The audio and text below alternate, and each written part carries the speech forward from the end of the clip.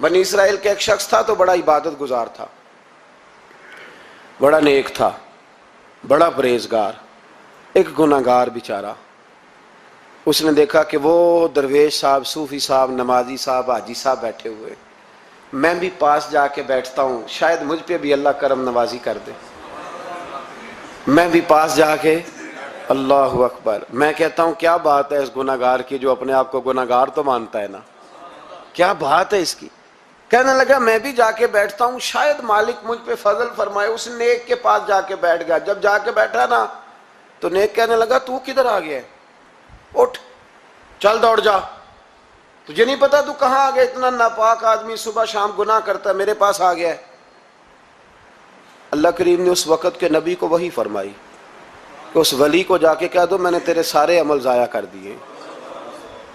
تو اپنے آپ کو اتنا اعلیٰ جانتا ہے، کل من علیہا فان، اگر تجھے تھوڑی سی نماز کی توفیق دے دی تو سب کو گناہگار سمجھنے لگا۔ اور فرمایا گناہگار کو جا کے کہہ دو تو نے اپنے آپ کو گناہگار سمجھ کے میرا ولی سمجھ کے صحبت حاصل کیا، تیرے میں نے سارے ہی معاف کر دیے۔ یہ جو تکبر ہے نا، تکبر علم کا، فضل کا، تقوی کا، پرہیز، اس کو اتار کے پھینکیں، عاجزی پیدا کریں، انکساری پیدا کریں، ڈریں۔ لوگ ڈرا کرتے تھے، حضرت عمر کی بڑی شان ہے نا۔ میرے مصطفیٰ کریم نے فرمایا شیطان وہ گلی بدل جاتا ہے جس گلی میں عمر کو دیکھ لیتا ہے۔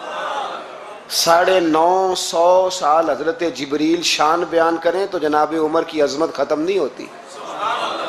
حضرت فاروق اعظم اور یہودی اور عیسائی کہتے ہیں کہ 6 مہینے عمر اگر اور رہتے تو دنیا میں کوئی کافر نہ چھوڑتے، اتنا بڑا شخص۔ لیکن انتقال کا وقت آیا تو لوگوں نے تعریف کی، کہا عمر تیری بڑی بات ہے یار، کیا بات، کمال کر دیا۔ تو حضرت عمر رو پڑے، فرمانے لگے تم میرے گناہ نہیں جانتے، دعا کرو میری نیکیاں اور بدیاں برابر برابر ہو جائیں اور میں چھوڑ دیا جاؤں، حساب سے چھوڑ دیا جاؤں۔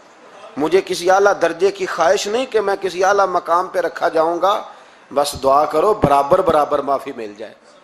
یہ ان لوگوں کا